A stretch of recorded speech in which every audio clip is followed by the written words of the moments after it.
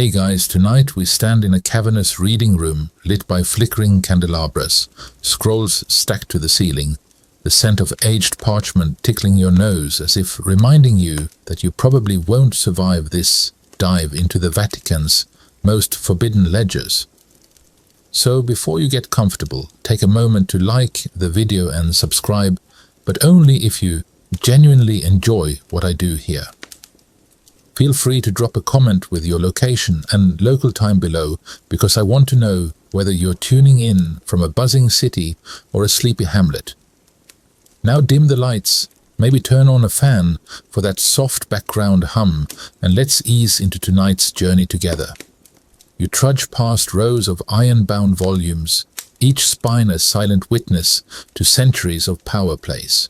Your fingertips brush dust that's older than most modern nations, and you realize that the Vatican secret archives today house roughly 53 miles of shelves filled with correspondence edicts and memos from popes and emperors alike, a legacy stretching back to Paul V's formal codification in 1612.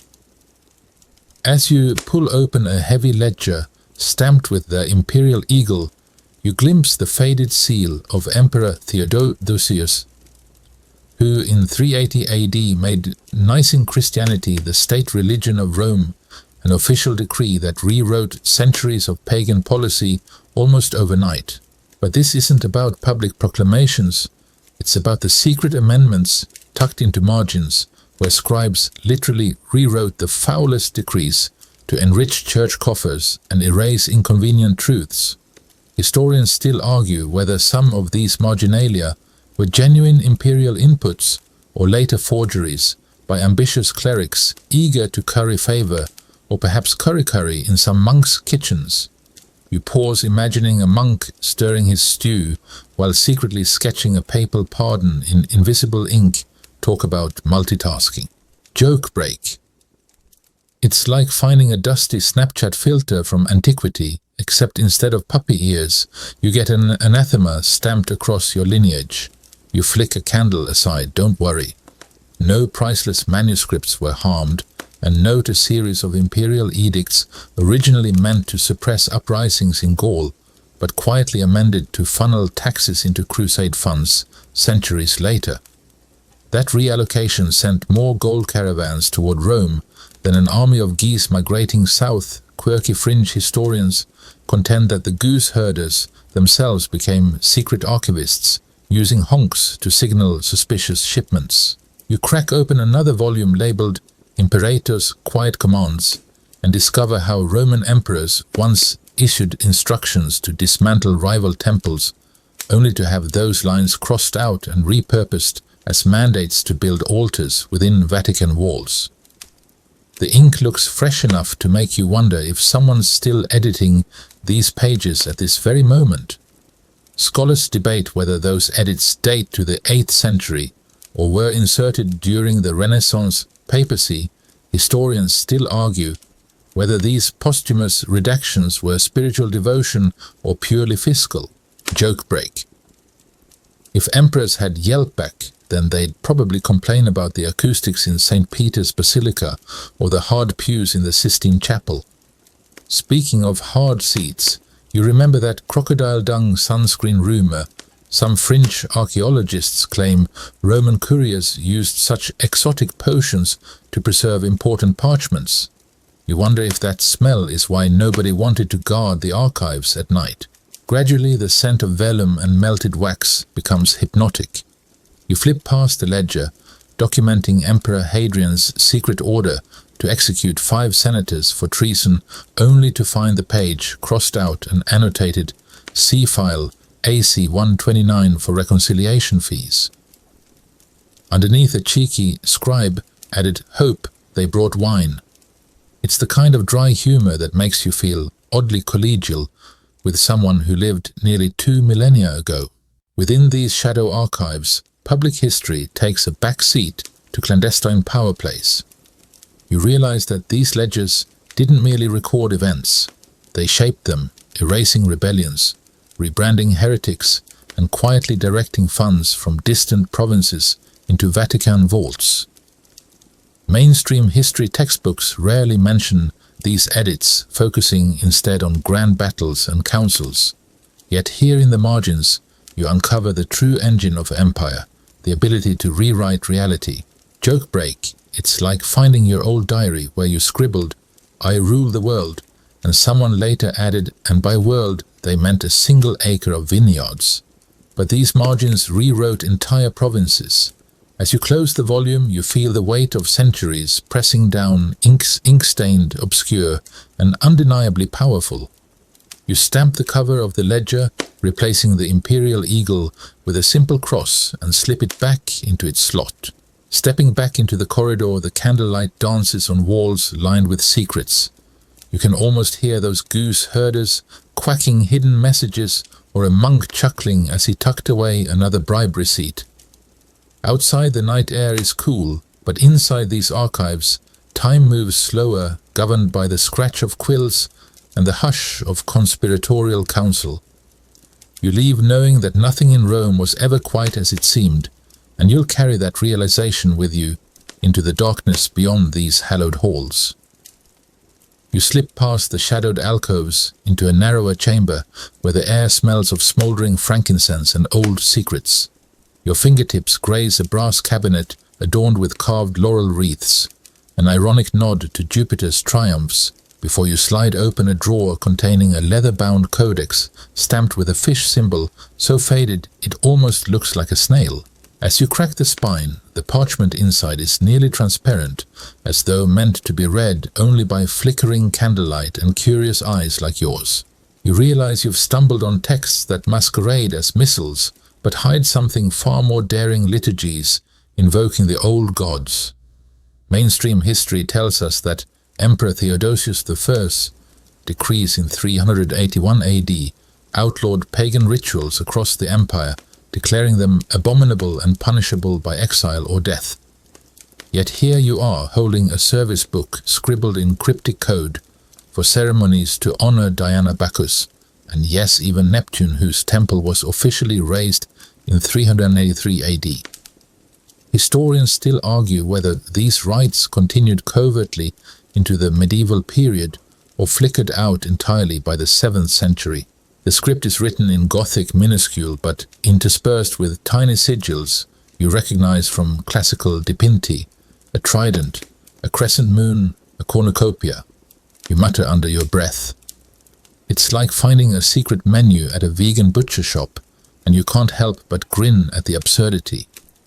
Each ritual begins with a prayer in Latin that morphs into archaic Greek, and then fragments of Oscan, an ancient Italic tongue, almost as if the scribe wanted to ensure only a polyglot with a taste for forbidden knowledge could decode it. You whisper chapters aloud to test the acoustics: Sacra Neptuni sub luna plena.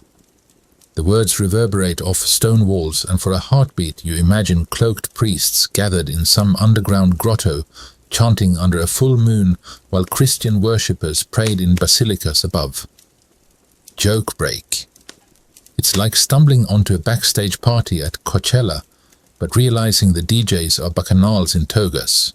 A closer look reveals marginal annotations added by multiple hands.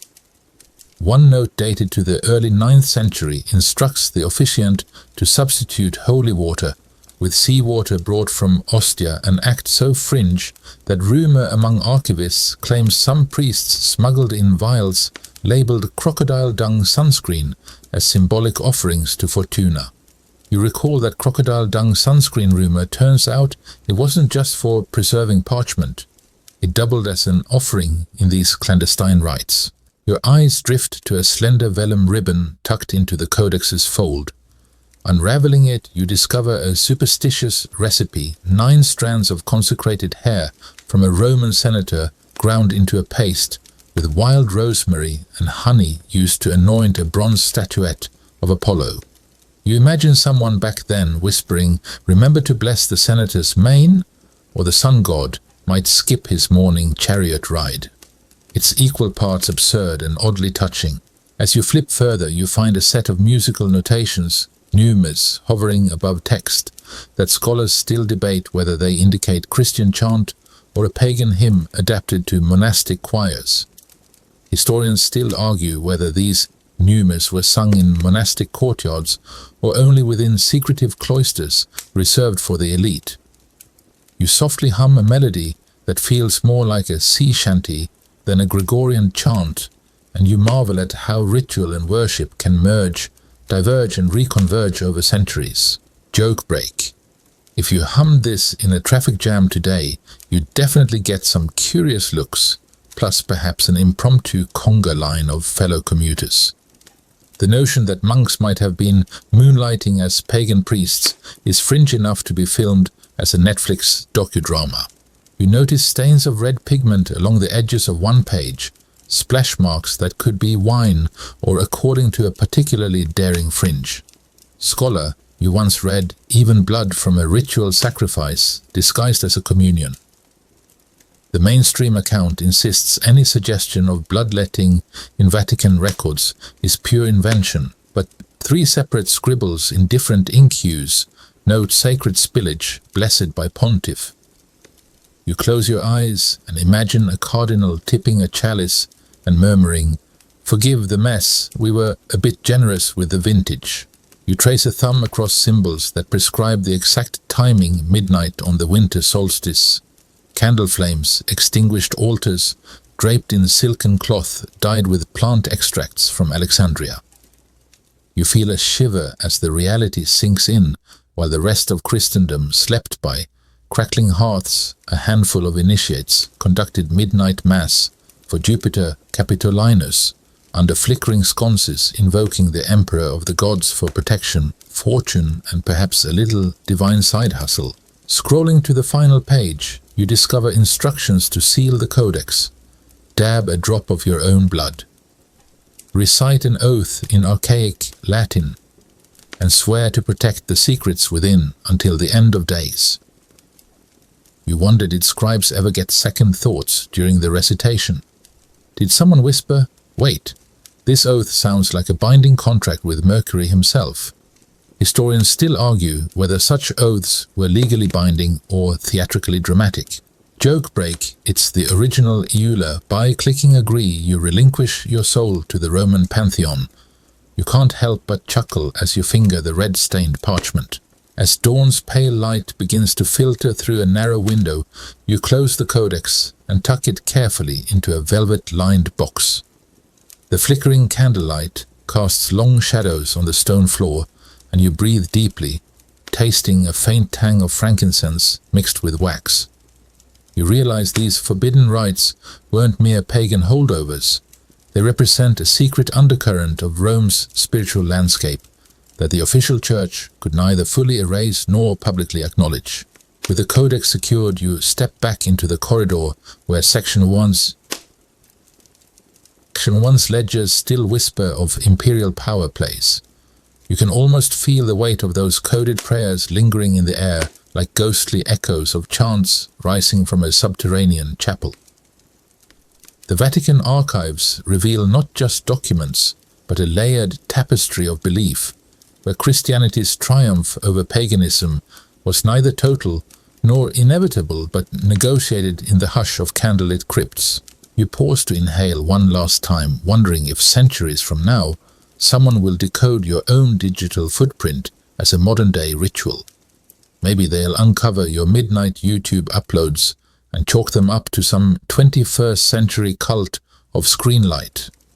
For now, you secure the cabinet door, extinguish the candle and step away, bearing knowledge that blurs the line between sacred and profane. You slip through an arched doorway into a grand hall, where marble columns stretch skyward and echoed footsteps remind you how small you truly are. Against the far wall hangs a tapestry depicting Charlemagne's coronation, his outstretched hand accepting a painted pope's crown, as if rehearsing centuries-old power dynamics. You stand before a glass case containing an original papal bull in Latin sealed with wax bearing Pope Leo III's personal emblem, 2 keys crossed over a lion's paw. You trace the grooves of Leo's handwriting, recalling the historical fact that on December 25th, 800 AD, Leo III crowned Charlemagne emperor of the Romans in St. Peter's Basilica, effectively reviving the Western Roman Empire under ecclesiastical auspices. That gesture cemented a partnership between Pope and Emperor that would shape medieval Europe, but beneath the glamour lay a secretive back and forth of influence that few dared record openly. Historians still argue whether Leo acted primarily to protect Rome from Lombard threats or to secure his own standing after scandals threatened his position. Sliding a velvet rope aside, you approach a display of rusted chainmail fragments inscribed with Latin prayers. Legend claims these were worn by the ex-emperor Louis the Pious, Charlemagne's son, when he visited Rome in 822 AD to reaffirm his submission to the papacy. An amusing image, a ruler kneeling in chainmail, so squeaky it probably announced his every move. Fringe scholars suggest the squeak was an intentional auditory reminder of imperial humility, though mainstream accounts shrug it off as a worn hinge in later exhibitions. Joke break. It's like wearing a gigantic squeaky Halloween costume to a job interview. Bold strategy, Lewis. You lift a dim lantern to inspect a ledger recording secret payments, silver ingots delivered by imperial envoys to Pope Nicholas I in 858 AD. According to recorded notes, the coins came from lands beyond the Rhine, likely tribute plundered during campaigns in Saxony. Mainstream history textbooks mention Nicholas's role in the Libri Carolini controversy, his pushback against the Frankish princes over icon veneration, but rarely note he also brokered clandestine financial treaties. Historians still argue whether these gold shipments were papal bribes or simple diplomatic gifts. A narrow alcove contains letters penned in purple dye addressed to His Holiness Emperor Michael Mai, an odd combination of titles that hints at Byzantine intrigue. You read passages where Michael implores the Pope to legitimize his contested rule after a palace coup, an alliance born of necessity rather than piety. Joke break. It sounds like asking your barista to validate your coffee addiction. You pause at a chipped marble bust of Pope John XII, once ex-Emperor Otto IV's ward, before Otto deposed him in 963 AD. Despite John's indulgent reputation, rumored to host midnight orgies in the Lateran Palace, he found himself both puppet and pontiff, desperate to balance imperial whims with spiritual duties. Fringe theologians claim John XII consecrated altars using stolen candles from Otto's chapel to spite his patron. Historians still argue whether John's scandalous behavior was politically motivated theater or genuine moral bankruptcy. Leaning closer, you notice a silver dagger embedded in a velvet cushion under glass. According to annotations, it was gifted by Otto V to Pope John XII as a symbol of their alliance, though whispers among archivists suggest the dagger's blade was coated in a toxin derived from aconitum, earning it the nickname Emperor's Persuader. You shudder picturing a clandestine dining hall where clergy nibbled communion wafers laced with poison. Joke break, talk about a killer homily. Your torchlight flickers over a map of Italy spread on a wooden table, edges pinned with imperial seals. The map charts duchies pledged to both emperor and pope, creating a patchwork of loyalties that constantly shifted like tectonic plates. You imagine a scribe updating borders while sneezing from dusty vellum, then pausing to recite an incantation from a secret grimoire hidden behind the map. Fringe legend states that some scribes used goose quills dipped in basilisk blood for extra authority, though mainstream historians bristle at the idea.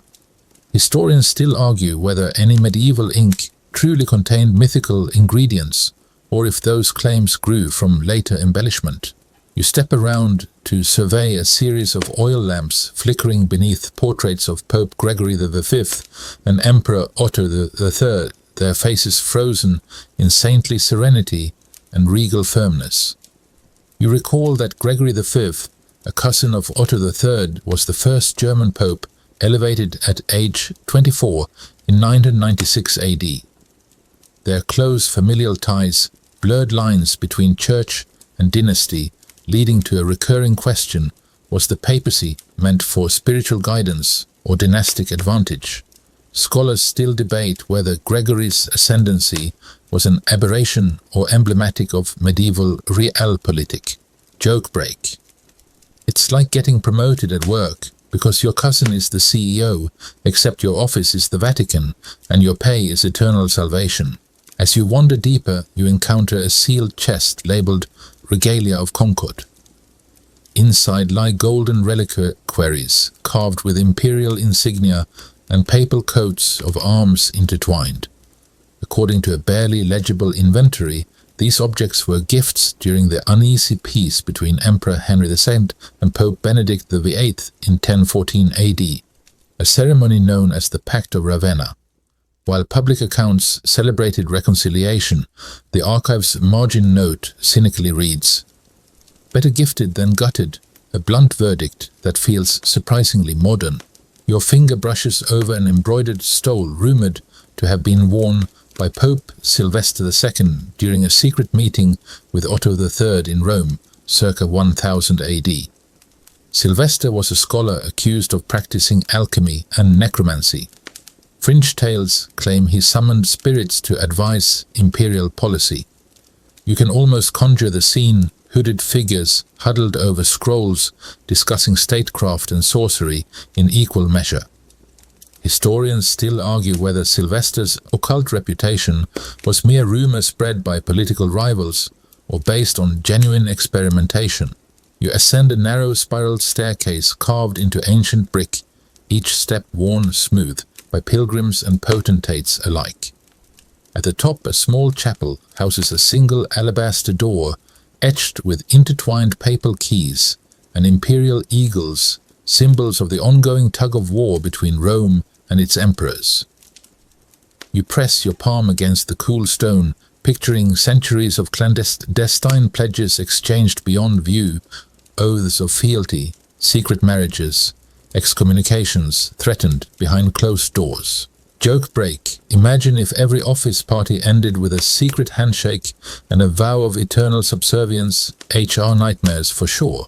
Descending into the crypt below, you find a ledger charting the ebb and flow of imperial legates, envoys dispatched by ex-emperors to lobby popes in hopes of securing military support or doctrinal endorsements.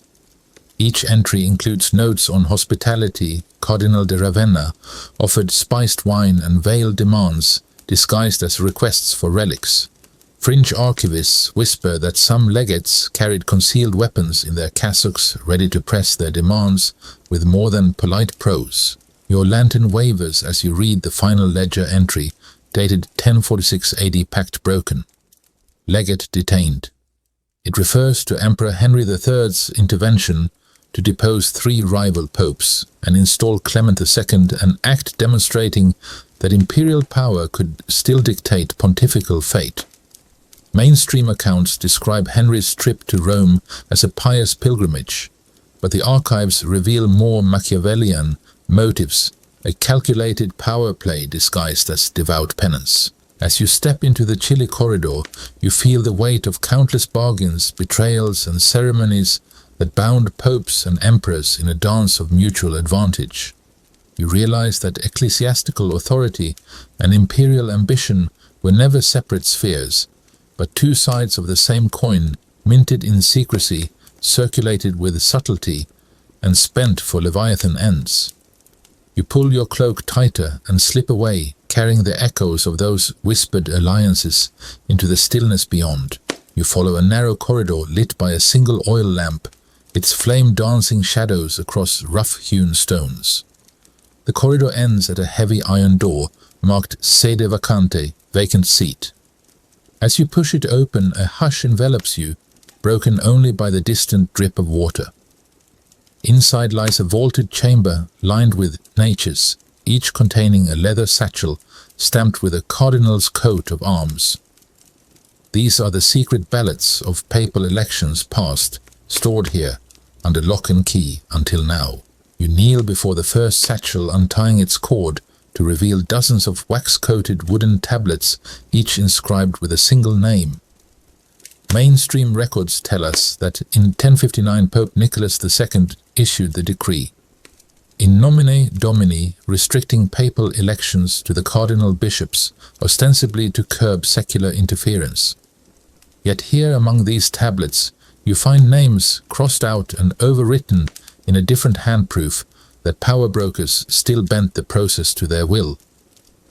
Historians still argue whether the 1059 reform genuinely diminished lay influence or simply drove it further underground. You lift a handful of tablets, feeling the imprint of each carved letter beneath your fingertips. One tablet bears the name of Bishop Anselm of Lucca, later Pope Alexander II, but a darker annotation sketched beside it reads, Sub poena depositionis, under penalty of removal. You imagine a shadowy figure forcing trembling cardinals to vote under threat, each yes and no recorded in invisible ink. Fringe scholars whisper that invisible ink voting was popular among power-hungry prelates. You'd cast your ballot, then a clerk would heat the wax just enough to reveal secret amendments. Joke break. It's like playing digital poker, where someone's peeking over your shoulder, except the stakes are eternal salvation and a really expensive hat. A second satchel catches your eye. It's labeled 1276 Conclave. You recall that Pope Gregory XI's Third Lateran Council in 1274 formalized the conclave system, locking cardinals in until they chose a new pope. Supposedly, the conclave was designed to accelerate decisions after a 2-year vacancy, but your pulses quicken as you notice smudged fingerprints on the parchment. Historians still argue whether locking the doors actually prevented outside meddling or simply encouraged more discreet subversion. You sift through ballots, handwritten in various scripts, some elegant Carolingian, minuscule, others jagged and urgent. Beneath a fold of vellum, you discover a scrap of parchment listing sacred instructions for the electors, a medieval user manual for vote rigging. It outlines bribes disguised as charitable donations, threats posed as church censures, and even sexual favors for certain elector princes. An eyebrow-raising array of inducements, so juicy you half expect confession to be optional. Joke break. If only modern politicians had to file those favors under miscellaneous budget expenditures, we'd all sleep easier. Your lantern flickers as you notice a curious set of notes in the margins, 2 symbols, a goose and a key. You smile, recalling the goose herders from Section 1, whose quacks supposedly signaled suspicious shipments. Here, goose symbols marked ballots that required special handling if the goose appeared beside a name. That vote was smuggled out by a porter who doubled as a courier for Cardinal Romano, a notorious broker of favors. Fringe anecdotes claim these porters used hollowed-out goose eggs to conceal ballots, talk about an omelette with a side of conspiracy. You step toward a wooden chest labeled utrumque, both, or neutral votes. Inside lies a leather-bound missive from 1342 addressed to the newly elected Pope Clement VI.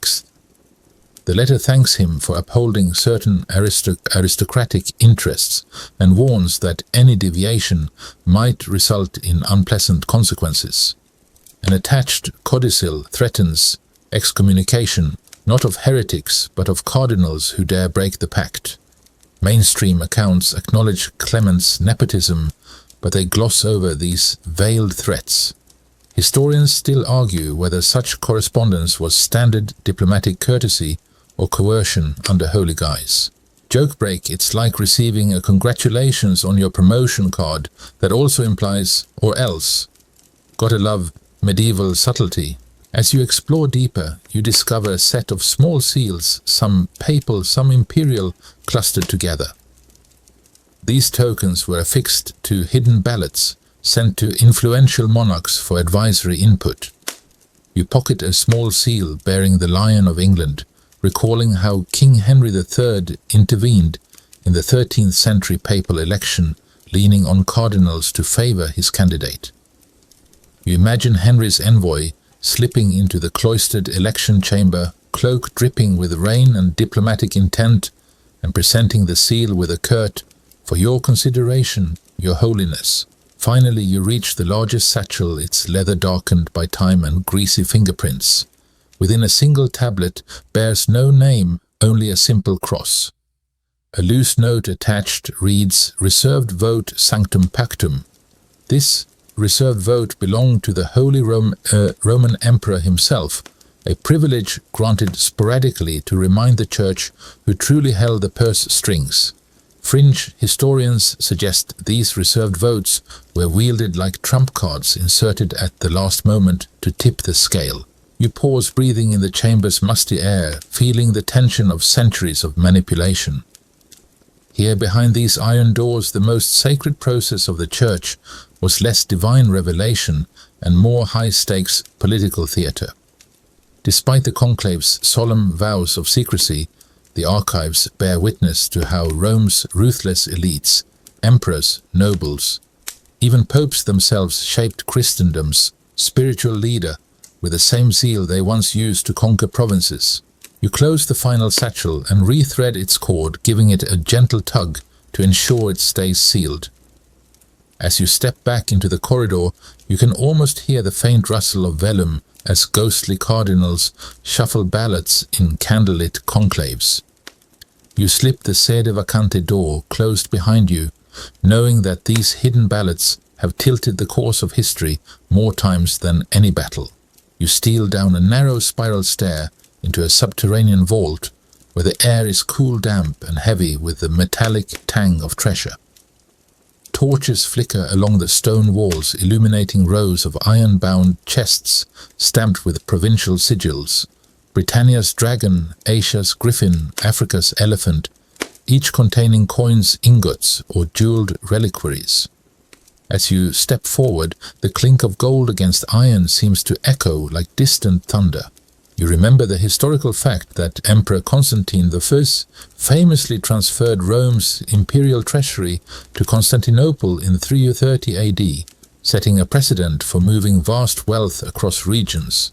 Yet here in these Vatican vaults, you find a detailed inventory ledger listing shipments of gold from Britannia, Gaul, Hispania, and even as far as Dacia brought south for safekeeping, or so the official record claims. Historians still argue whether these shipments were genuine tributes or spoils of war laundered through ecclesiastical channels. Pulling open a chest labelled Anglia 793842, you reveal a pile of irregularly shaped gold bars, each stamped with a thin cross and a runic inscription, evidence that Viking raiders offloaded plunder directly to church agents. A mainstream account would note the 793 Lindisfarne raid as the start of the Viking Age, but these bars attest to a more nuanced relationship. Church treasurers accepting foreign loot in exchange for clandestine protection. Fringe scholars speculate that some church officials offered safe conduct passes to Viking fleets in return for a portion of their haul, an ecclesiastical piracy of sorts. Joke break. It's like the IRS outsourcing tax collection to pirates. You get your treasure, but hope they don't count it wrong. You unroll a vellum scroll titled Aerari Vaticani, a meticulous manifest recording, 1/200 Roman aurae, delivered in 812 AD from the territories of Charlemagne's empire. The manifest even notes the weight variance, 0.015 pounds lighter per aureus suspected clipping by local mint. You feel a twinge of sympathy for the mint workers. Those clipped coins probably financed far more than church bells. Scholars still debate whether coin clipping was state-sanctioned fiscal policy or sheer criminal opportunism. A flicker of torchlight catches on a small gilded statuette of St. Peter, its base encrusted with emeralds and sapphires. According to a marginal note, this reliquary was a diplomatic gift from the Visigothic king Alaric II in 484 AD, intended to secure papal blessing. You brush away centuries of grime, revealing an inscription so tiny you'd need a magnifying glass, or perhaps those rumored medieval spectacles supposedly crafted from polished beryl to read it. Joke-break medieval eye doctors might have sold you lensless lenses for double the price. Next, you slide open an obsidian chest revealing sacks of silver denarii labeled Hispania C4992589. The ledgers indicate these coins financed early monastic building projects in Rome, yet fringe notes suggest a hefty portion was siphoned off to fund secret crusades against Arian heretics in Spain. Mainstream narratives mention King Recati's conversion to Catholicism in 589 AD, but rarely the church's behind-the-scenes military backing. Historians still argue whether clerical funding materially influenced those wars or simply justified them after the fact. You gingerly lift a leather pouch filled with Roman glass tesserae, tiny translucent cubes that once adorned palace mosaics.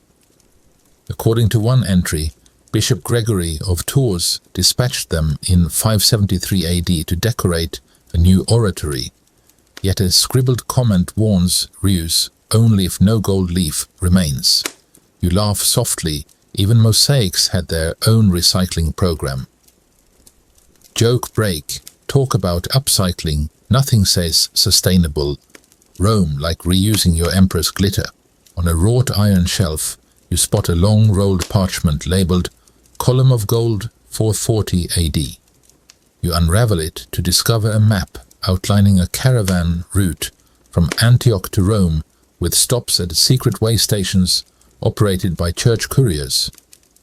The map's caption boasts 3-week transit time guaranteed, suggesting a medieval FedEx run. Fringe historians whisper that some way stations weren't just for rest, but hidden depots where extra shipments were stashed, perhaps for later retrieval during papal sieges. Historians still argue whether these way stations were official logistics hubs or merely legends exaggerated by monastic storytellers. Your torch flickers as you approach a glass-fronted cabinet containing a set of heavy iron keys chained together, keys that once unlocked a massive strongbox labeled Ex Africa Proventus. Behind the glass you see a ledger entry, 500 solidi imported from Carthage, 698 AD designated for grain dole. You can almost sense the grain sacks and hungry mouths, yet you pause at a fringe annotation, suggesting a covert diversion of half that gold to fund a secret order of papal mercenaries guarding pilgrimage routes. Mainstream records emphasize church charity, but these vaults hint at a martial undercurrent. You supply the gold the church provides protection whether you asked for it or not. Joke break, it's the medieval pay for priority shipping, except you get armed escorts instead of a tracking number. A final chest bears no label, the iron hinges are caked in mud, and the lid resists your tug until it creaks open to reveal a heap of tiny lead seals stamped Oblatio Imperialis. Each seal once secured parchment pouches carrying imperial donations, tithe exemptions, ceremonial robes, and even ceremonial horses. You hold one up and notice a faint scent of horsehair, as though the equine envoys left their mark. You chuckle, even horses had VIP passes. You check the margins of a ledger listing these seals and find a note in a modern hand. Investigate missing pouches, April 1347. That date sends a chill through you. It coincides with the Black Death's arrival in Sicily. You wonder if church agents withheld emergency funds to leverage political influence during the crisis. Historians still argue whether the church's financial maneuvers exacerbated or alleviated the pandemic's impact. As you slide the chest closed, the vault's heavy doors loom ahead.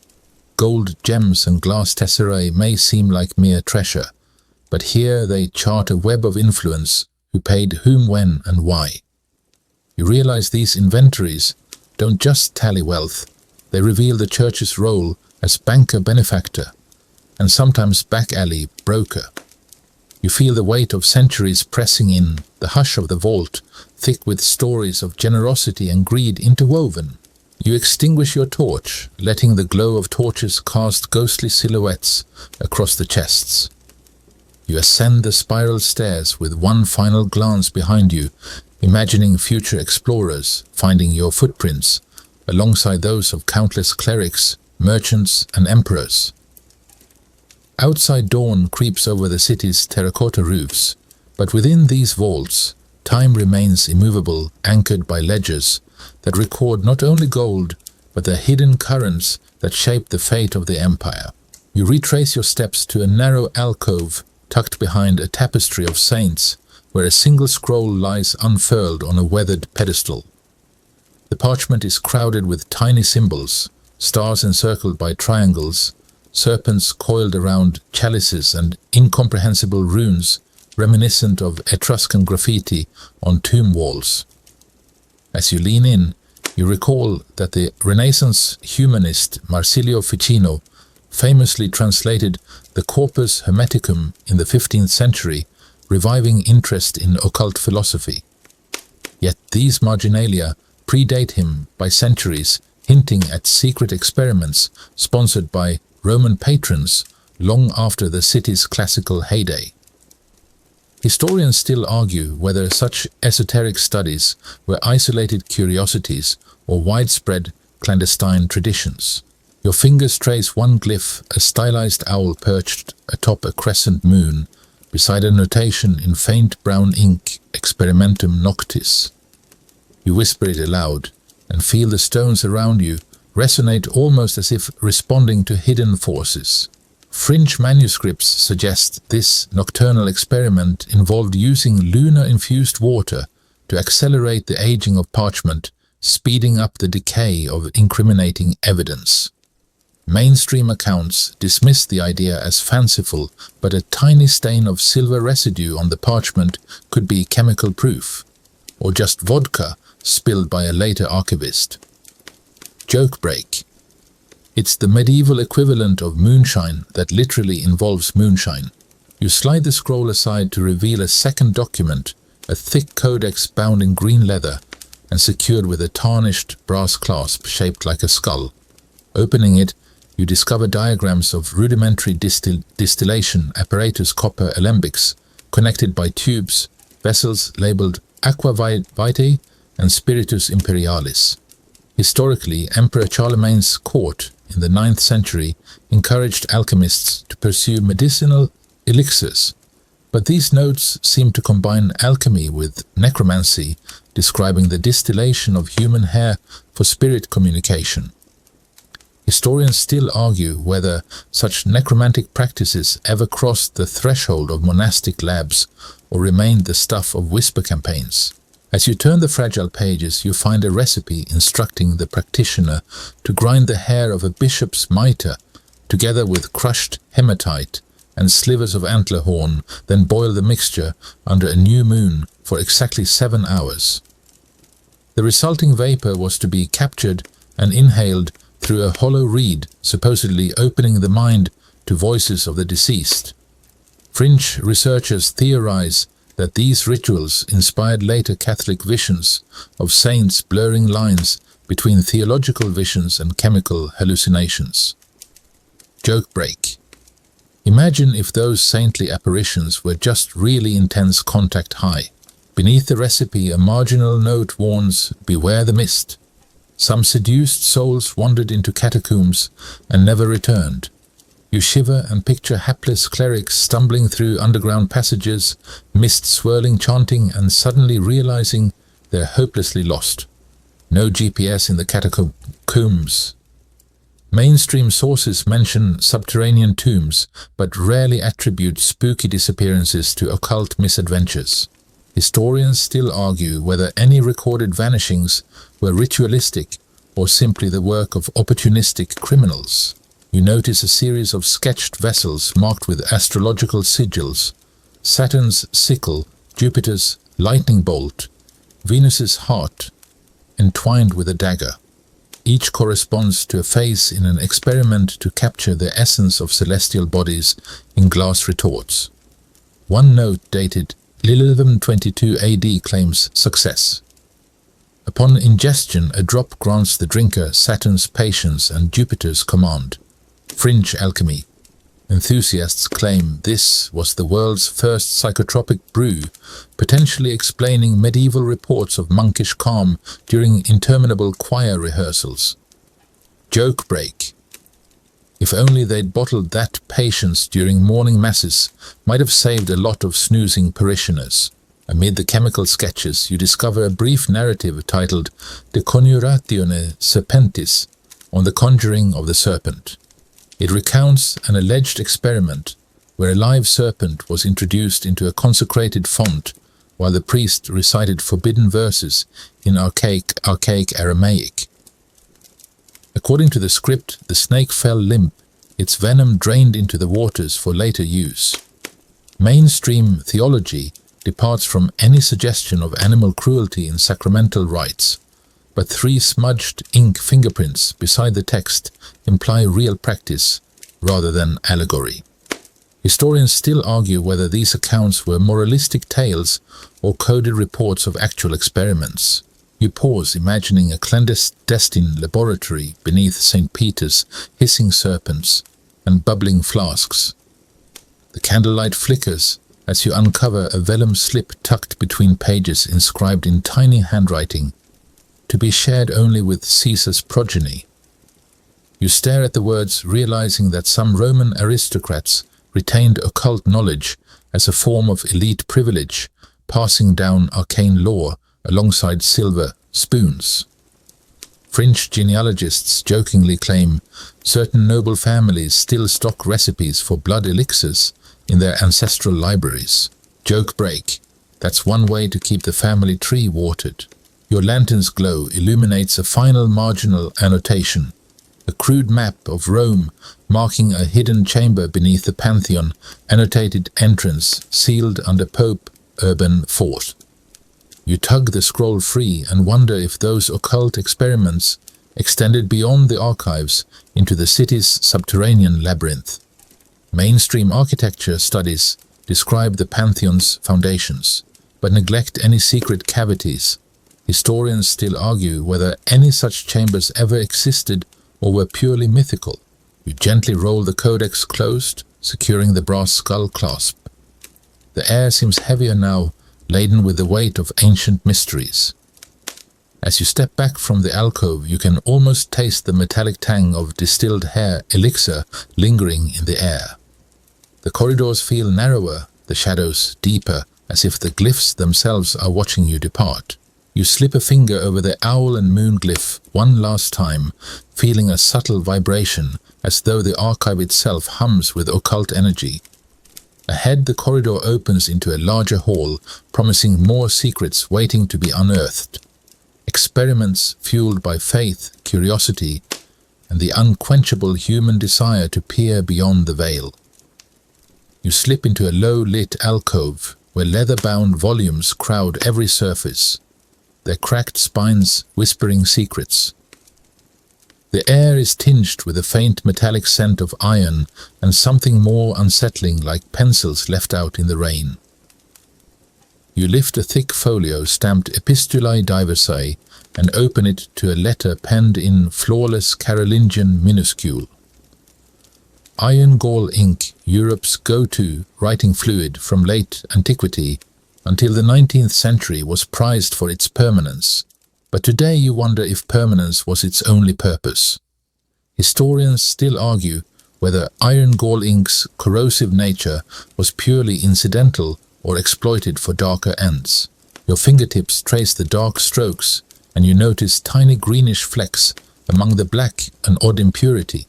Fringe researchers claim these are particles of arsenic trioxide ground so fine that a single droplet on a fingertip could deliver a lethal dose. You blink, imagining a diplomat leaning close by candlelight to admire the smooth script, only to inhale a fatal puff of poison. Joke break. It's like sending someone a beautifully wrapped gift box that quietly cancels their sole membership. You turn the page and discover marginalia in a hand you don't recognize. Ad usum secretum prepare as ink at dawn. Beneath it, an unassuming recipe, oak gall extract, ferrous sulfate gum arabic, plus add pulverized wolfsbane. Wolfsbane, of course, was known in medieval Europe as a potent cardiotoxic agent. Mainstream accounts mention wolfbane's use in folk remedies, but rarely its role in clandestine scribal arsenals. Historians still argue whether any documented death certificates explicitly blame poisoned manuscripts instead of dinners gone wrong. Leaning back, you catch the flicker of torchlight on a stamped emblem, a coiled serpent entwined around a quill. You recall the Section 6 glyph, an owl perched atop a crescent moon, and chuckle. Every shadow archive seems to have its own mascot. Joke break. Maybe they formed a medieval Hogwarts club, Slither Owl House. Your laughter echoes oddly in the alcove. You flip to a later letter addressed to Imperator Marcus Juliana, an obscure line of the Theodosian dynasty. The recipient presumably trusted this codex given his status, yet a faded postscript. Warns quod in hac pagina. Scripsi mos tua erit si legas altra manu. Translating roughly to what's written here will be your death if you read it with the other hand. You shudder picturing an unwitting senator gliding his thumb across the page, then collapsing mid-sentence. Joke break. Talk about multitasking, reading and self-destructing at the same time. You swallow and recall a mainstream fact. Poison-laced letters were recorded in the Byzantine court. Empress Theodora allegedly dispatched toxic ink to remove political rivals in the 6th century. Yet few believed such things traveled via Vatican channels. Here, though, the archives suggest otherwise. Historians still debate whether Theodora's case was apocryphal or truly ink-borne assassination. Your lantern's glow picks out a cluster of tiny droplets on a separate sheet, crystalline residue that glints like crushed emeralds. A condensed note beside it reads, "Tested on felines, venom-proof." Fringe scribes reportedly dropped the ink into a bowl of water with a cat's tongue submerged. If the cat yowled and died, the batch passed quality control. You imagine medieval lab technicians in white robes nodding solemnly as a cat expired. Horrible, yes, but also disturbingly thorough. Joke break. If only modern QA teams used that standard, does it pass the goldfish test? No. Back to the drawing board. You carefully open a narrow envelope containing correspondence between two high-ranking prelates. One writes, "The Count still lives. For now, his letter arrived intact." The other replies, "Ensure the scribe uses fresh batch 47. The previous yield was suboptimal." You realize these assassins treated poison like any other ingredient, tracking batch numbers and yields. Mainstream records acknowledge court intrigue, but this ledger exposes the bureaucratic precision behind murder. Historians still argue whether batch 47 refers to ink or a group of secret agents. Feeling a chill, you pause to dab away sweat beneath your collar. The silence feels watchful, like the owl glyph from Section 6 is peering over your shoulder. You turn pages, slowly savoring the whispered dread. A later annotation, dated 1289, advises the assassin scribe to wear gloves dipped in vinegar to avoid accidental contamination, a surprisingly sanitary precaution. Fringe medical historians claim vinegar's acidity neutralizes stray toxins on skin, but mainstream scholars scoff at the idea of medieval gloves being that sophisticated.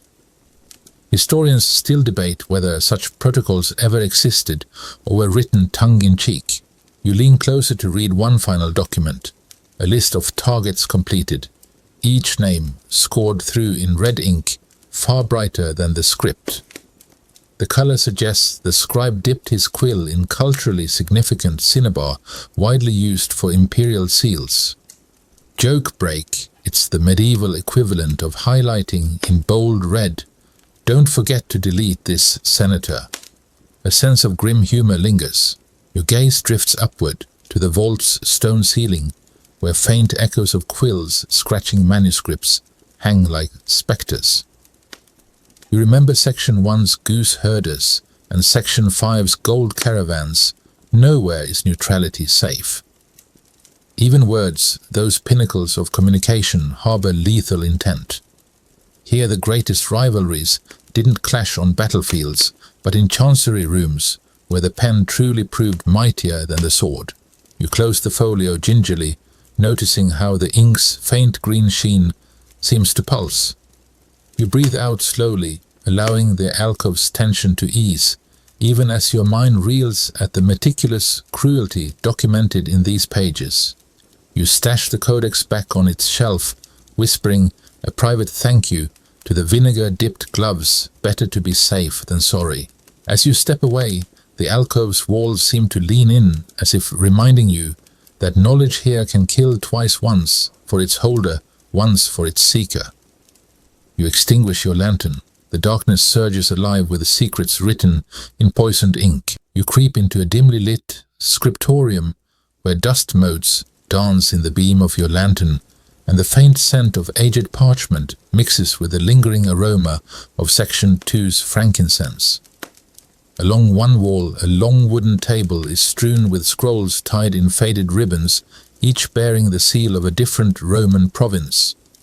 You recognize the triangular glyph from Section 6 and the coiled serpent of Section 7 lurking among the seals, an unholy menagerie of secret symbols. Sliding out a scroll stamped Senatus Populusque Romanus, you unroll fragile parchment to reveal lines of elegant Latin script.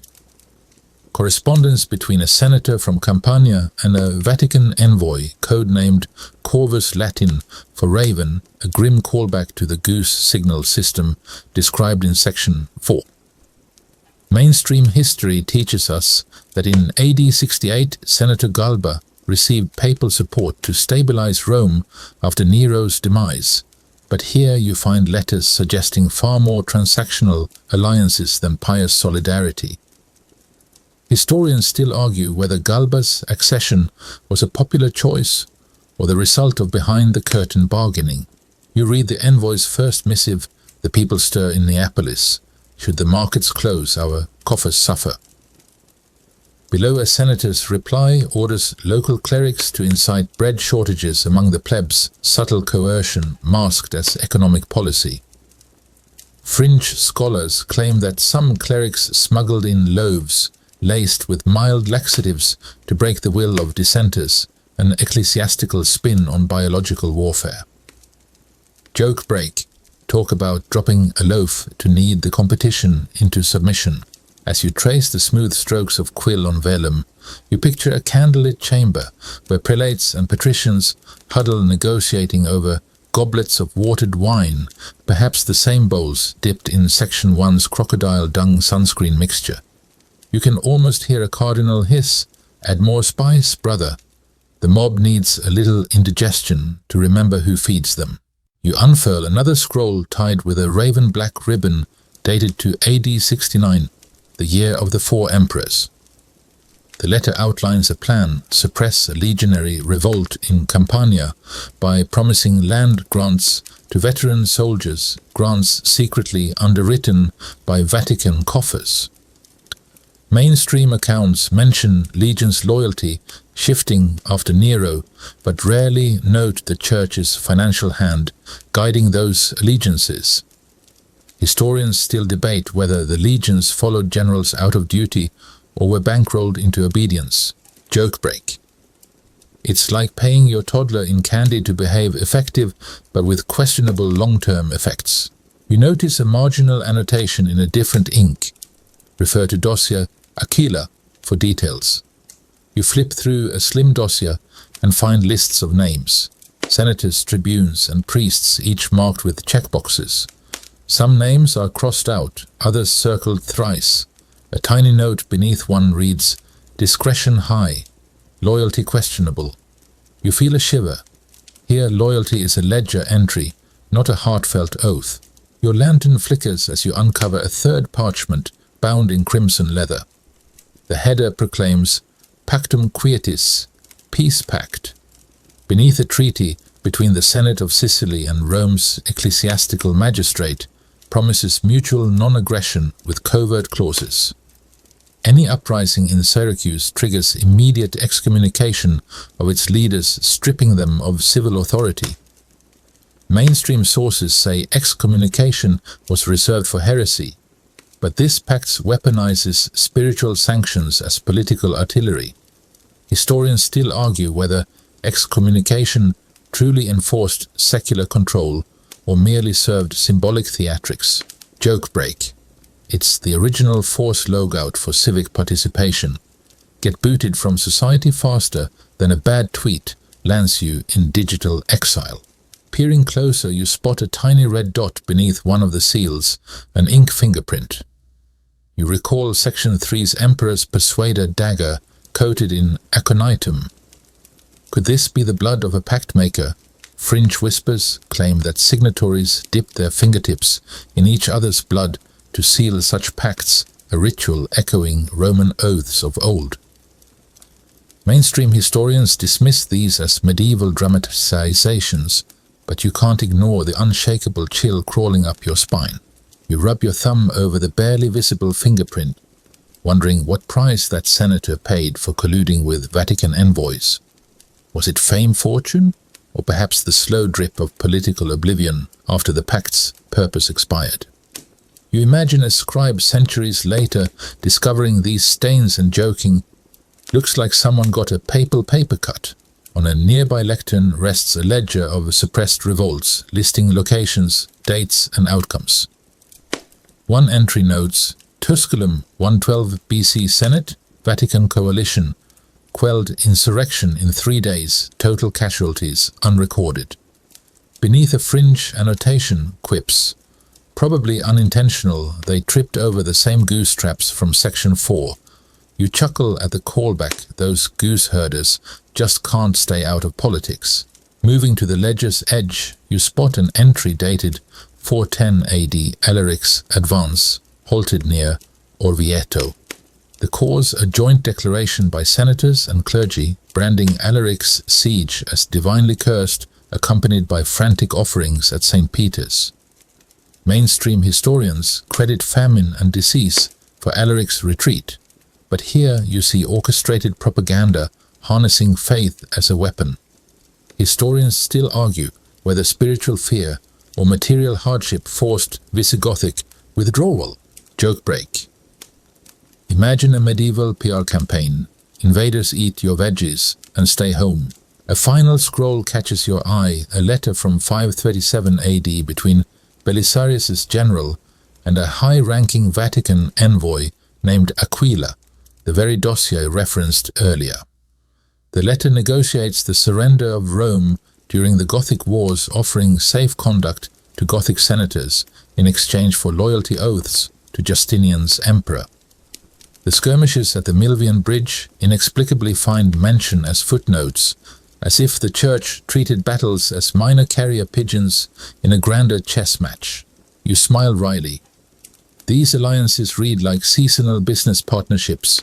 Rotate senators, rotate legions, rotate popes, and rotate profits.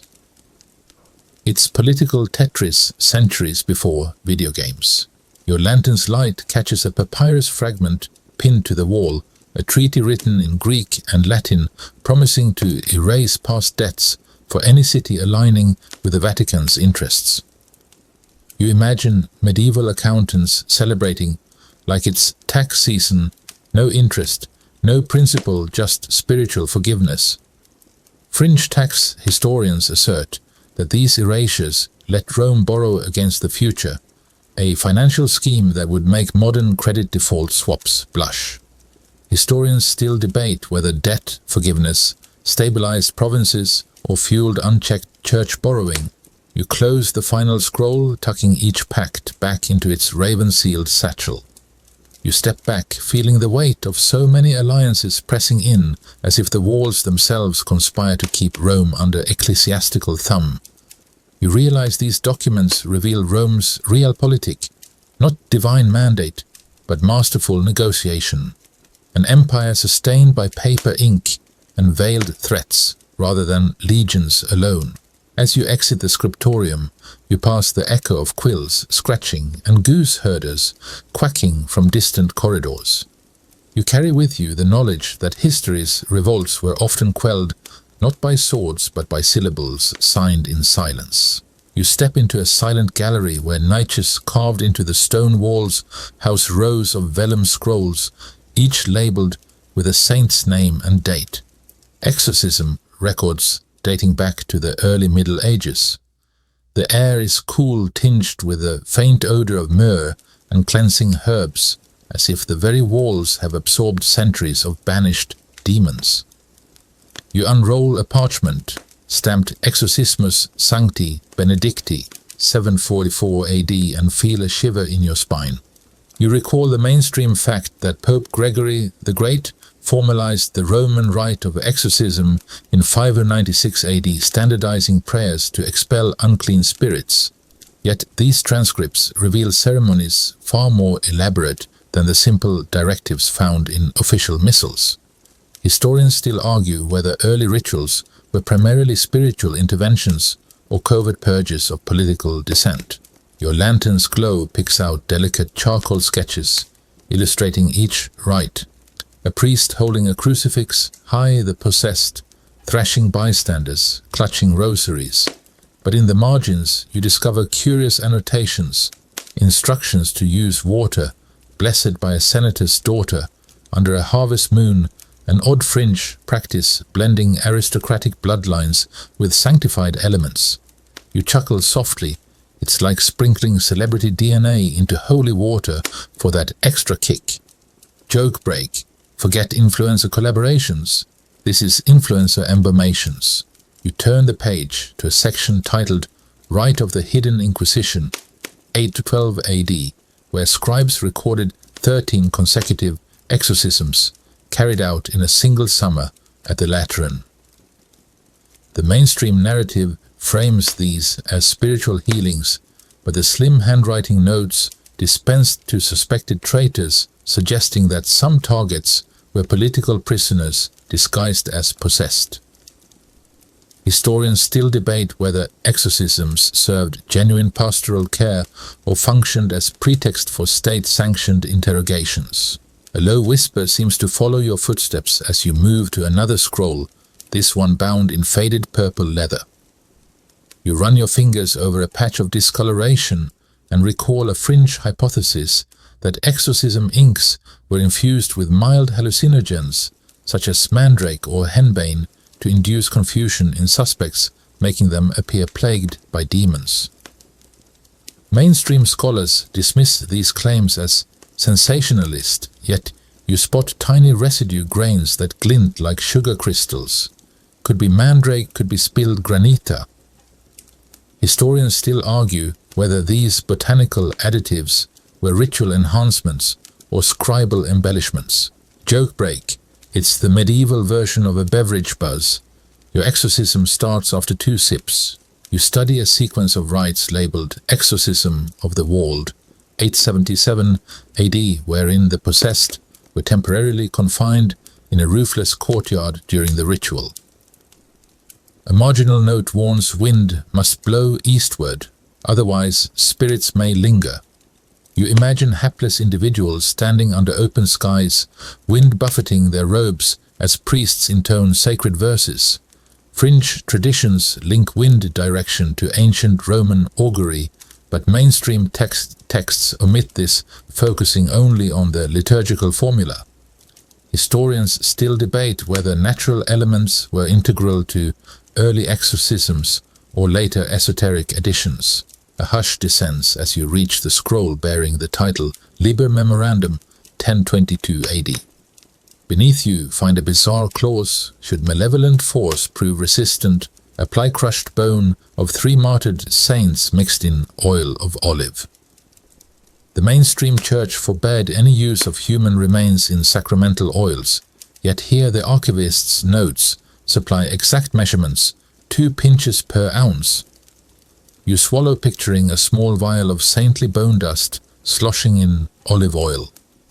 Joke break. It's like sprinkling parmesan on pasta for extra flavor, only more ecclesiastical. You flip further to read an entry recounting an exorcism at the Vatican in 1139 AD. The possessed reportedly spoke in serpentine tongues, uttering prophecies against certain noble houses. A marginal scroll in red chalk reads, "See file judico carfo for follow-up purge." That reference hints at co-opting exorcisms to mark nobles for elimination under spiritual pretenses. Historians still argue whether these prophetic utterances were genuine or scripted by ecclesiastical playwrights. Joke break.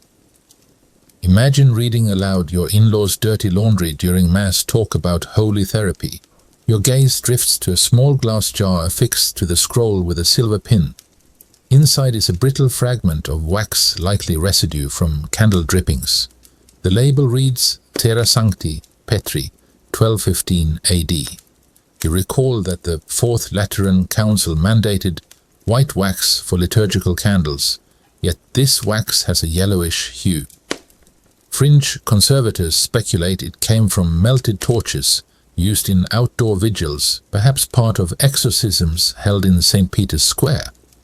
Historians still debate whether public exorcisms ever moved beyond cloistered chapels. You circle back to a final transcript marked Rite of Reconciliation, 1294 AD. In contrast to earlier violent thrashings, these later rites stress gentle prayers and reconciliation between sinner and society. A marginal note observes recommended post-purge if funds permit. You smile, even exorcisms had optional upgrades. Add reconciliation package for 10 denarii.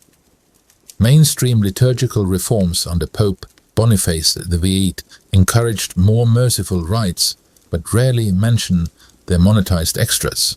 Joke break. It's the medieval church's first upsell. You can banish your demons today, and for a small fee we'll install a peace of mind subscription. You roll the final scroll close, the soft rustle of parchment echoing in the hushed chamber. Memories of rattling chains and whispered prayers blend with distant echoes of goose herders and clandestine alliances from earlier sections. You tuck the scroll carefully back into its niche, aware that these exorcism records reveal as much about Rome's politics as they do about its faith. Stepping out of the gallery, you let the cool air wash over you, the hush of ritual still lingering like incense smoke. You realize that in the Vatican Archives, spiritual warfare and political maneuvering share the same page, both driven by belief, fear, and the power to command obedience. You close the heavy door behind you, its echo resonating with centuries of exorcisms performed in secret. You push open a creaking ebony door labeled Judicium Secretum and step into a hushed vault where long oak tables groan under the weight of thick parchment bundles tied with crimson cords. The air is cool, scented faintly of beeswax polish and dried ink, and you can almost hear the rustle of robes as you approach a bundle marked Processus contra rebellis.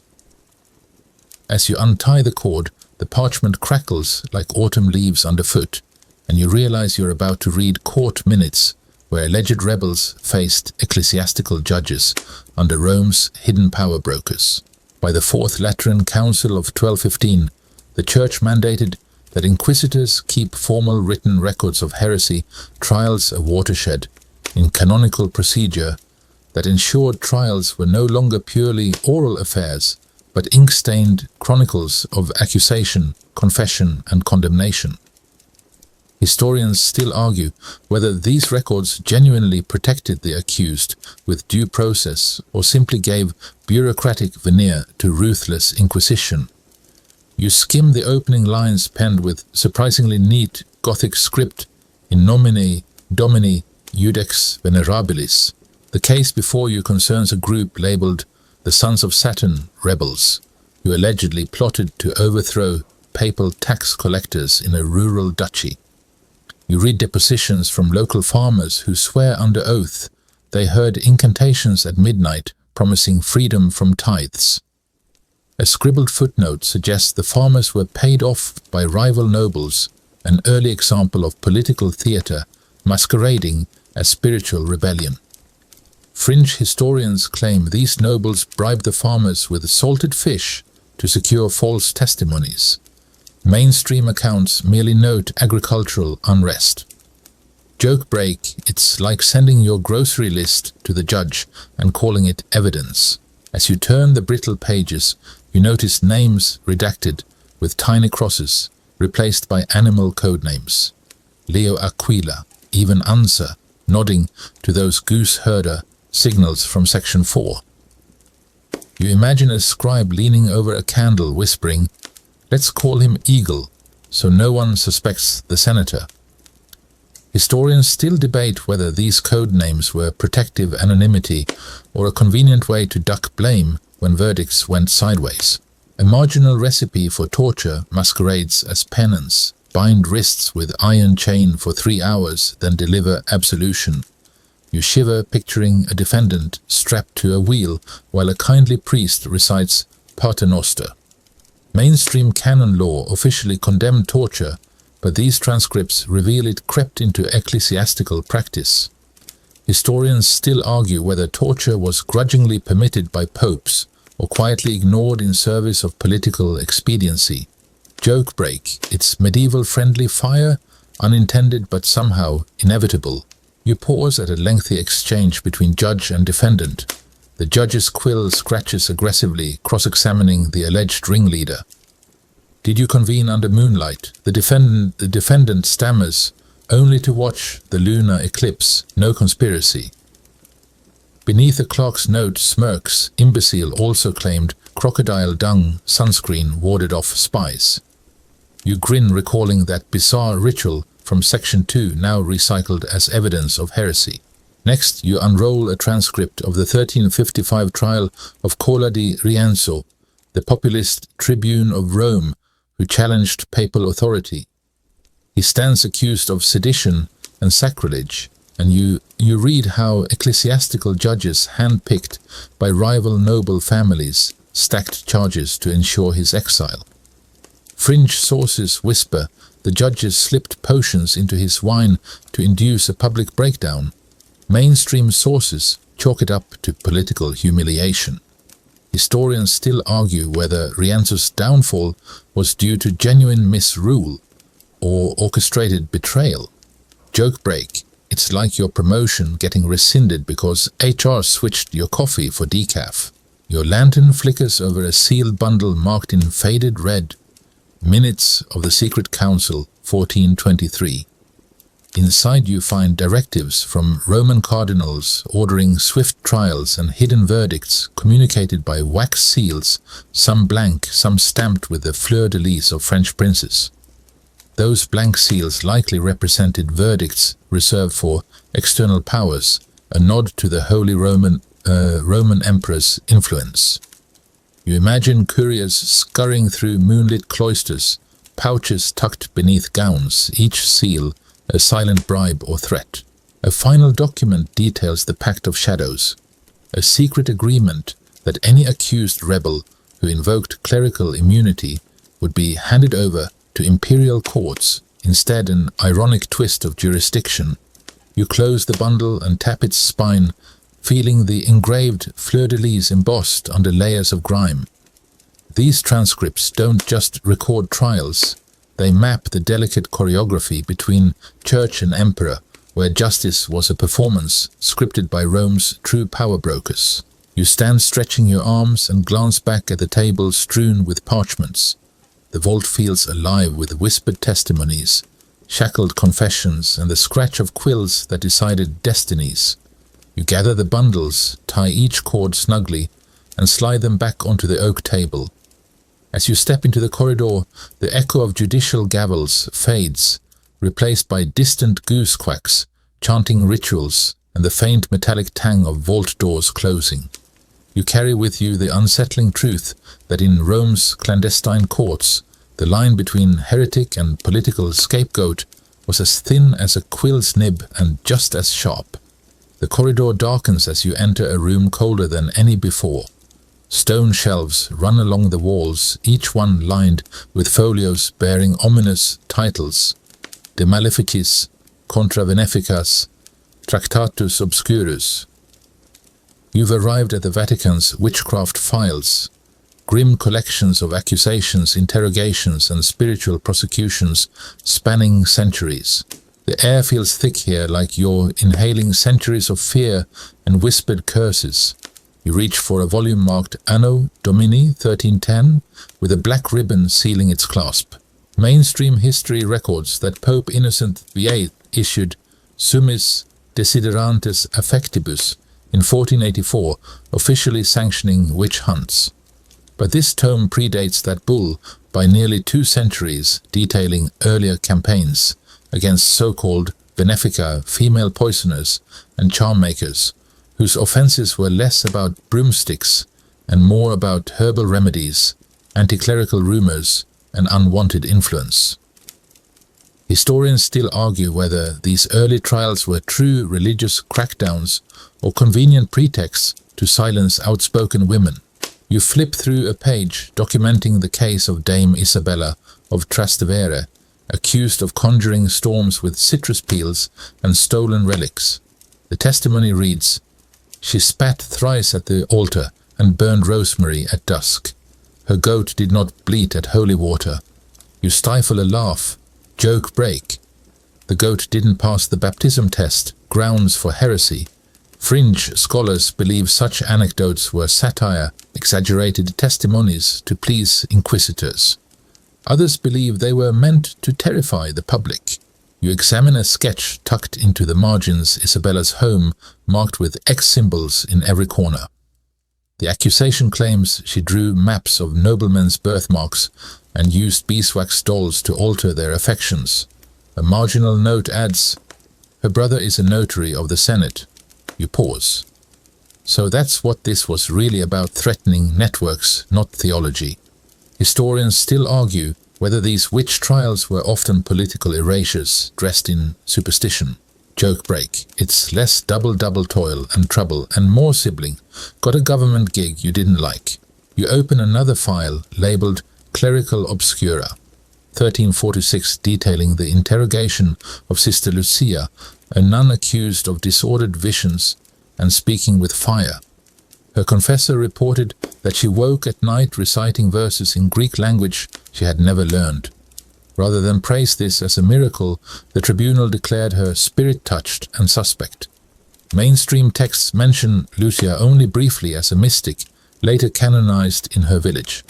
But this original transcript suggests she narrowly escaped execution thanks to a bribe of 10 silver florins and 2 gallons of fortified wine.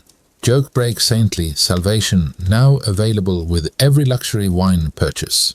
The scroll beneath bears a distinct wax seal, a lizard clutching a lily. The name Judicatrix Rosalia appears repeatedly, one of the few women known to have presided over witch investigations in a purely clerical setting. Fringe feminists hold her up as proof that not all witch hunters were men, while mainstream historians debate whether her role was honorary or if she wielded true authority. Regardless, her notes are precise, brutal, and oddly poetic. One entry reads, "The accused sings to the moon, her voice sweet, yet her eyes say, Rome must burn."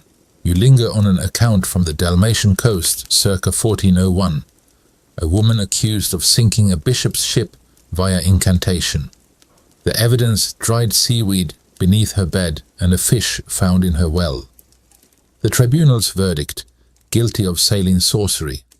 Fringe historians suggest this trial was fabricated to explain the bishop's drunken boating mishap. Mainstream historians actually kind of agree. You scan the sentencing logs, where punishment varied wildly. Some were fined and released. Others were lashed, branded, or quietly disappeared. One especially disturbing entry from 1327 reads, "The bones of the accused shall be ground and mixed with consecrated salt, cast upon fields of wheat, so the devil may not harvest them." Joke break. Who needs fertilizer when you've got powdered heretic? In the corner lies a box labeled heretical artifacts, confiscated. You lift the lid and find a mirror painted black on one side labeled soul trap, a child's doll with metal pins through the eyes and heart, a dried toad in a pouch filled with saffron and cloves. These items were presented as proof of witchcraft in trials throughout the 13th and 14th centuries. Historians still argue whether these were planted by inquisitors or handed over by terrified neighbors desperate to escape suspicion. You carefully open a smaller book titled Nomenclatura Silence, a registry of names, spoken only in whispered oaths, alleged witches, too powerful to risk naming in public. The list is short, 7 names. One is scratched out, replaced with a red ink blot. Another is underlined, followed by the phrase, believed protected by papal chamberlain. You suddenly feel watched. Joke break. When your LinkedIn network includes a cardinal, even the Inquisition hesitates. You close the book and back away slowly. These witchcraft files aren't just about superstitions. They're paper trails of fear, envy, power, and control. The women here didn't conjure storms or curse crops. Most simply knew herbs, languages, or secrets others feared. You leave the chamber aware that Rome's fight against magic was never about magic. It was about who controlled the narrative and who disappeared into the footnotes. As you exit, you hear only the soft whisper of parchment and the rustle of ribbons. No curses, no spells, just stories, some silenced, some barely heard, all written by hands that understood the weight of fear. You walk slowly now, deeper into the labyrinthine corridors, until you reach a locked iron gate. A rusted placard reads, Archivum Hereticorum, the archive of heretics. With a gentle push, the gate groans open to reveal a long hall filled with shelves of sealed leather-bound volumes, each marked not with a title but a name. You brush your fingers over spines labeled Cassianus Julius of Narbonne, Marinella, Philos of Tyre. These are not witches, these are thinkers, historians, poets, philosophers, silenced for heresy, erased with ink and decree. You pull one volume off the shelf and crack it open. The first page reads, Testimonium contra Cassianum, Anno Domini 1283. He was a scholar of comparative scripture known for questioning inconsistencies between gospels. His trial notes show he debated publicly with cardinals and won applause until he cited a Hebrew midrash in Latin. That alone marked him a heretic. Historians still argue whether his excommunication was truly doctrinal or a political move to suppress intellectual dissent.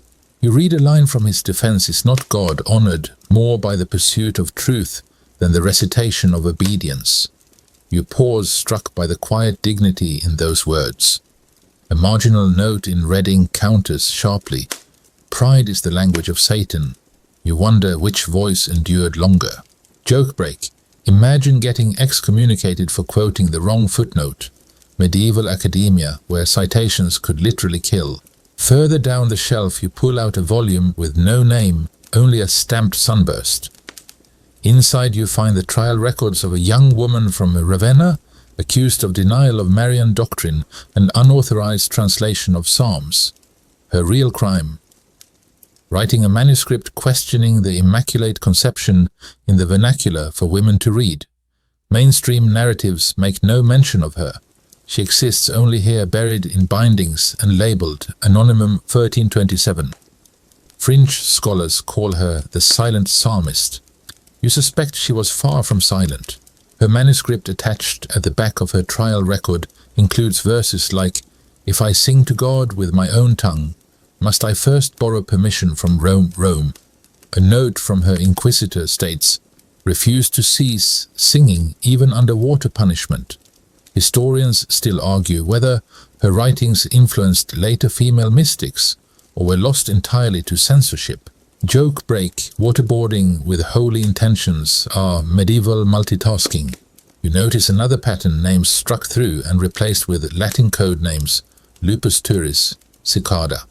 One volume details the case of a philosopher who proposed that angels might possess free will.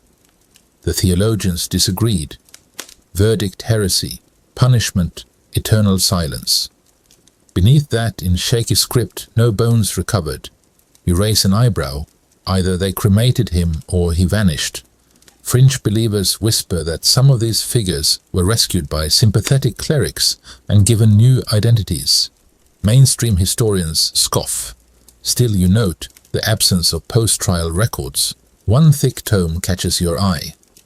Contra Marinellam, 1411. Marinella, possibly a relation of the Venetian philosopher Lucrezia Marinella, was a physician who argued for female autonomy in medical ethics. Her writings on bodily autonomy, especially regarding childbirth and consent, were deemed dangerously independent. You skim a page of her testimony: if men may govern their organs with prayer and fasting, why must women govern theirs with silence? You feel heat rise in your chest. These voices, though, muted echo through the shelves. Not curses, not madness, just minds too sharp for comfort. Historians still argue whether the Vatican actively hunted intellectuals or whether it merely allowed zealous bishops to do so. The truth likely lies in the ink-deniable, indirect, but devastating. You find a court ledger from 1392 with a list titled Oratores Examinati, Questioned Preachers. Next to each name, 2 columns, Favore Cardinalis and Oblivio. The ones with no favor were marked for silence. A margin reads, memory may be weaponized. Oblivion is our shield. Joke break. In medieval Rome, being forgotten was the ultimate rebranding. A brittle page crackles beneath your touch. It's a death warrant for a traveling poet who wrote satirical verses about corrupt bishops. His final poem is attached with a nail. They call me a heretic, but I only sing of priests who dine like kings while beggars bring their only coin for blessings never earned. May their robes burn. He was hanged within a week. No name listed, only itinerant 44. You whisper the verses under your breath, a small act of revival. You pause at a final record, a loose parchment folded over a wax seal in the shape of a broken sword. It's unsigned, but clearly intended for internal use. The text reads, "This man speaks with fire. He stirs minds more than souls. Such voices must be dimmed, not slain lest martyrdom empower them. Erasure is the gentler death." You lean back and close the tome. Your heart feels heavy. This room isn't filled with monsters or curses. It's filled with minds sharpened on truth, then blunted by fear. You replace the books and back away, the silence now deeper, almost reverent. In Rome's spiritual capital, the most dangerous thing a person could be wasn't pagan or possessed. It was curious. And curiosity, once written, is very hard to kill. The hall narrows into a winding corridor, more intimate now, less austere.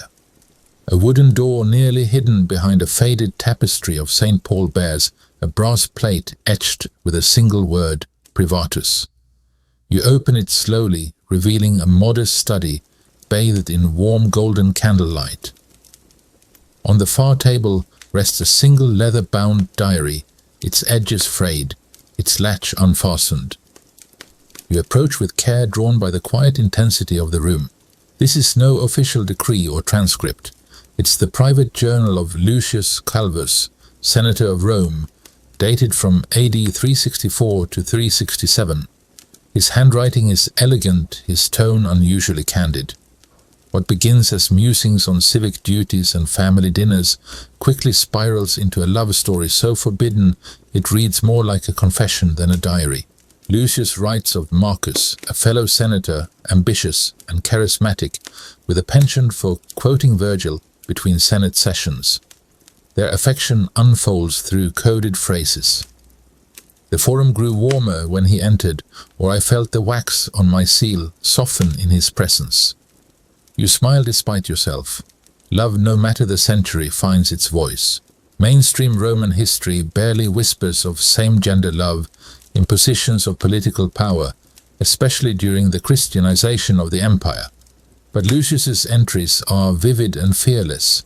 He details midnight walks by the Tiber sharing figs under moonlight, and one encounter beneath the Arch of Titus, hidden by a storm. Historians still argue whether such diaries were ever real or forged later to scandalize the clergy. You're holding the truth in your hands. Joke break forbidden fruit. Try figs and poetry under a collapsing aqueduct. Real romance. But then shift. The tone changes. Lucius begins to worry. A new bishop in Rome, Severinus, starts cracking down on moral deviants. Lucius writes, Marcus no longer holds my hand when we cross the cloisters. He jokes loudly now, so no one suspects. The tension mounts. One day Lucius returns home to find a letter sealed with red wax and anonymous denunciation. Inside, the senator speaks in whispers. He walks with shadows. He brings shame upon Caesar. From there his diary bleeds fear. He describes sleepless nights, visits from inquisitors cloaked in civility, a spiritual inquiry, they say. They ask vague questions. They never say why. But Lucius knows. He's seen how others disappear. He writes, I wish I could unlearn how his hand felt in mine. You turn the page. A pressed olive branch falls out. It lands gently in your lap. You leave it there. Heart suddenly slower, throat dry. The final entry is brief. They summoned Marcus today. He did not return. I watched the sky for birds, but only silence flew overhead. You close the diary and sit back in the wooden chair. Around the room are other artifacts, personal objects, confiscated, catalogued and never returned. A child's bracelet, a scroll of pastoral poetry, a faded blue sash with a senator's sigil. The Vatican didn't just punish, it collected, not always to destroy but to bury, quietly, intentionally. You lift a folded parchment labeled Supplementum. It's written by a junior cleric, dated decades later. It notes that Lucius was never tried nor formally accused. He vanished. A single line at the bottom reads, May the Lord know his heart for Rome dared not. Joke break. If absolution were this ambiguous, today, half of social media would be walking around with the Vatican-certified NDAs. As you replace the diary on its table, you think of all the stories that never reached court, tribunal, or public scandal, stories too personal to prosecute, yet too unsettling for the Church to tolerate. Heresy, witchcraft, rebellion. Those could be named and tried. But love, especially unorthodox love among the elite, that required silence. No trial, just absence. You glance back at the olive branch, now resting beneath the chair. It's delicate, brittle from age, but still intact.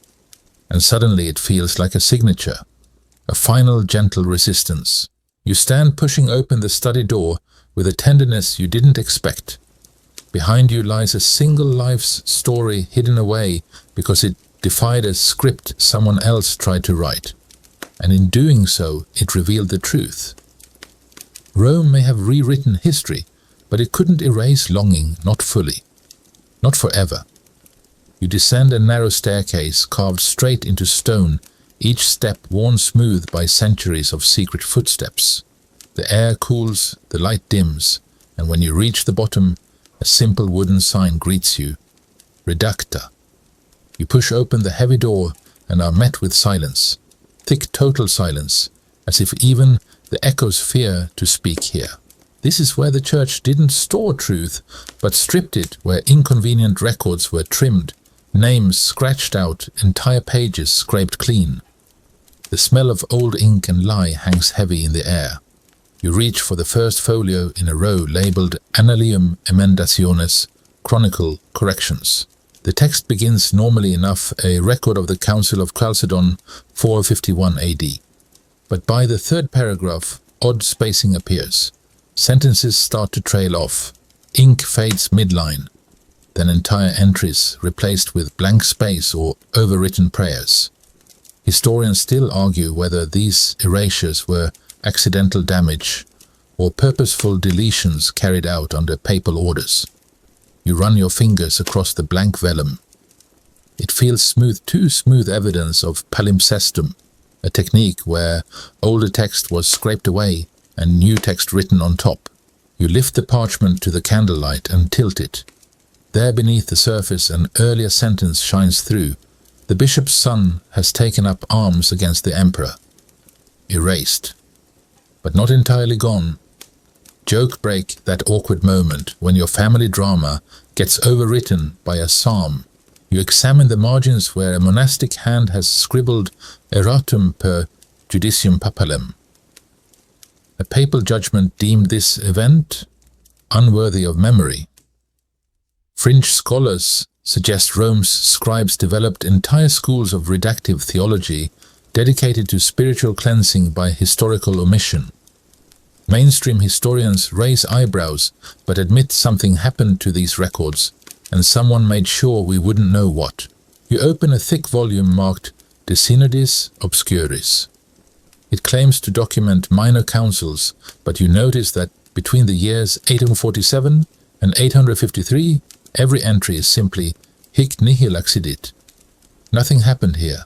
6 years. Blank.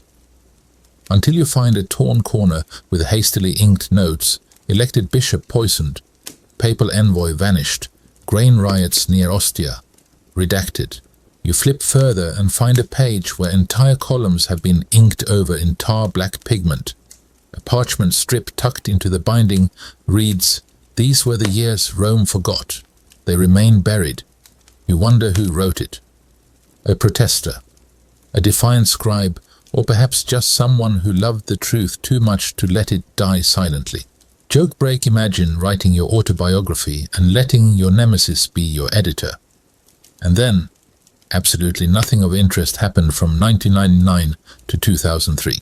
A cabinet in the corner labeled Privata Consilia draws your attention. These are secret council records, never circulated publicly.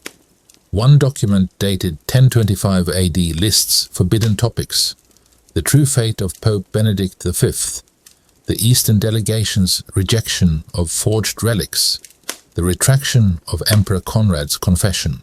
Each item bears a red X and the Latin phrase removendum ex notitia, to be removed from knowledge. You feel a chill. These weren't errors, they were instructions. You flip open another book, this one unusually light. A quick glance reveals why pages have been cut out. Cleanly, precisely. Only faint impressions remain where lines of text once lived. You spot a faint thumbprint in the margin still visible under candlelight. The ridges are intact. Someone touched this, someone erased it, and someone made sure even that erasure left just enough behind to haunt you. You trace the edges of another palimpsest and spot a peculiar phrase. Remembrance is dangerous when truth is uncomfortable. It's written in Greek, not Latin, a voice from the East, perhaps one that didn't agree with the narrative being crafted here in Rome. Historians still argue whether the Vatican collaborated with Eastern scribes during contentious periods, or whether certain truths drifted across the Mediterranean like messages in bottles. Joke break. You can almost imagine scribes playing medieval redaction bingo. Cross out one heretic, one excommunicated emperor, and that time someone said angels might have hobbies. On a high shelf you find a small sealed box labeled Fragmenta Prohibita. Inside are slips of parchment, none larger than a child's hand. Each bears a sentence or phrase like torn-out thoughts from long-lost stories. The child survived. She returned with a scroll they said was myth. He spoke Greek, Latin, and the stars.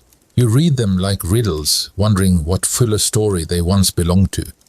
Fringe archivists call these ghost texts words salvaged from destroyed documents and hidden in plain sight. Like orphans of erased truths, they survive only because someone couldn't bring themselves to burn everything. You close the box and turn to the last book. Its spine is broken, its pages brittle. But the first line hits like a thunderclap. Let this be forgotten, so that Rome may remain holy. It's unsigned, unadorned. a simple prayer for historical amnesia, and somehow the most terrifying sentence you've read all night. As you place the books back on the shelf, you feel the weight of absence. These aren't lies, they're silences. Chasms where truth should have lived. The Vatican didn't just hide facts, sometimes it unmade them.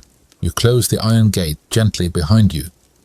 And in the dark, the faint scent of lie lingers, like a warning memory is power and erasure. Done right is indistinguishable from never having happened at all. You find yourself walking slower now, guided by instinct more than direction.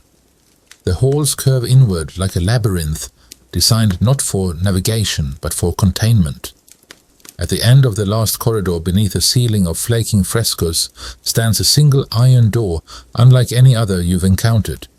It's not marked, it's not guarded, it's just closed. You place your hand on the handle. Cold, solid, the kind of cold that seeps into your bones and asks if you're sure. You press anyway, and it creaks open just enough to let you slip inside. The chamber is circular, small. Stone walls thick as a castle's foundations with no windows, no exits, no shelves. In the center a lone pedestal, upon it a chest, unadorned, dustless, waiting. You approach. The chest bears no lock, no clasp, just a single inscription carved into the wood in Latin: non aperitu nisi, necessitate. Do not open unless necessary. Naturally you open it. Inside a simple stack of parchments, loosely bound by a fraying black ribbon. You lift the top sheet and read Minutes of the Final Imperial Assembly, Rome AD 476. You freeze. History records that in 476 the Western Roman Empire fell. The barbarian chieftain Odoacer deposed Romulus Augustulus, the child emperor, ending nearly 1,000 years of imperial rule. But here in your hands is something different. The parchment details a meeting in Rome, not public, not formal, a final gathering of the old imperial elite, senators, generals, priests, but not to surrender, to plan. The document reads, "Let the world believe the eagle has fallen, let the banners fade, but the heart of Rome must not die with the child." According to these pages, the fall of the empire was staged, or at least managed. What the world witnessed, a symbolic deposition, was only part of the truth. The last remnants of Rome's ruling class had struck a pact with the Church. In exchange for relinquishing military control, they would pass their wealth, knowledge and power to the one institution that could endure the papacy. Joke break, when your empire's collapsing, you don't throw a tantrum, you schedule a merger. The records describe the hiding of key artifacts, the redirection of treasury flows, and the creation of a new bureaucratic class, one cloaked not in purple, but in crimson and white. The imperial court would vanish, but its bloodline, its laws, its influence would survive behind the veil of religious authority. Historians still argue whether this quiet transfer ever happened. Most dismiss it as conspiracy, but here in the Vatican's lowest vault, the minutes are signed, legible, authenticated, damning. Signatures: Flavius Anicius, last prefect of the city. Felix of Ravenna bishop and papal chancellor. An unnamed party, marked only by the sigil of a key within a laurel wreath. You flip through the pages in stunned silence.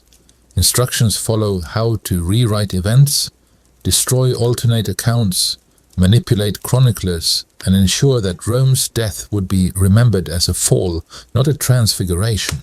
You find a final line scrawled hastily in the margins of the last page. "We do not surrender. We adapt. Let the empire wear a mitre instead of a crown." Joke break, same empire, different hat. You replace the documents in the chest with trembling hands. For a moment you feel no air in the room, as if the weight of history has stolen it. This chamber isn't just sealed by stone, it's sealed by consensus, a decision made 15 centuries ago and guarded ever since. As you step away, you notice something you didn't before. A groove in the wall, a hidden hinge, the bare outline of a second door, smaller, recessed, locked with a mechanism long rusted shut. Above it a faint inscription in Greek, He who opens this must already know. You stare at it, heart pounding. And suddenly you understand. Whatever lies behind that final threshold, no one has opened it, not in centuries, maybe not ever. The chamber you just stood in was the end of the archive, but that door, that might be the beginning of something else. You turn, you don't open it, not tonight. You ascend the winding corridors once more, each step a little slower than the last. The archives behind you seem quieter now, as if content you've seen enough. You emerge into moonlight just as the Vatican bells toll the hour. Midnight, or perhaps dawn, because now you know. Rome didn't die, it moved, and it brought its secrets with it.